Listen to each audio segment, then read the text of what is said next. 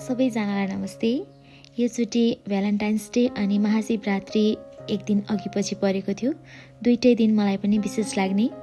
Valentine's डेको दिन हाम्रो एनिभर्सरी, तर सेलिब्रेसन गर्न कतै जान सकिनँ। भर्खर पसल स्टार्ट गरेको भएर बन्द गर्न पनि डर लाग्यो। अनि बिहानैदेखि गएर काम गर्न थालेँ। दिउँसो हुँदै गएपछि चाहिँ कपल्सहरू आउन थाल्नुभयो। अनि उहाँहरूलाई चाहिँ सर्भ गरिरहँदाखेरि चाहिँ खिन्न फिल हुन थाल्यो।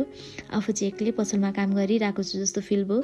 साथीले कतै घुम्न जाने हो त भन्नुभएको थियो, तर 2-3 बजिसकेको थियो। कतै जाने आइडिया पनि आएन।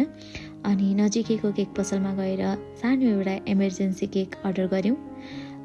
अनि पसल बन्द गरिसकेपछि राति त्यहीँ लुगा चेन्ज गरेर 2 जना मात्रै बसेर सानो भए पनि सेलिब्रेसन गऱ्यौँ, जसले थोरै भए पनि खुसी लाग्यो। पछि चाहे जसरी नै सेलिब्रेसन गरौँला, अहिले चाहिँ यस्तै सक्यो, यसरी नै रमाउँ भनेर सेलिब्रेसन गरियो। अनि भोलिपल्ट फेरि शिवरात्रि बिहानै उठेर नुहाइधुवाइ गरेर पसल गएर पूजा गरेँ। खाना खान मन लागेन।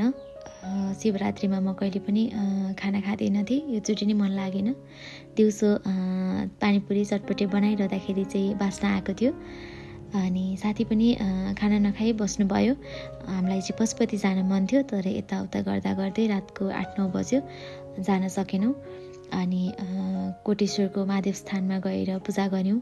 आनन्द आयो। सबै कुराहरू मेरो जीवनमा नयाँ भइरहेको छ। कहिलेकाहीँ चाहिँ एकदमै खुसी लाग्छ, कहिलेकाहीँ निराश हुन्छु। आफूलाई हेर्छु, आफ्नो बिहानदेखि बेलुकासम्मको काम हेर्छु, आफ्नो हात खुट्टा हेर्छु, अनि एकदमै नरमाइलो फिल हुन्छ।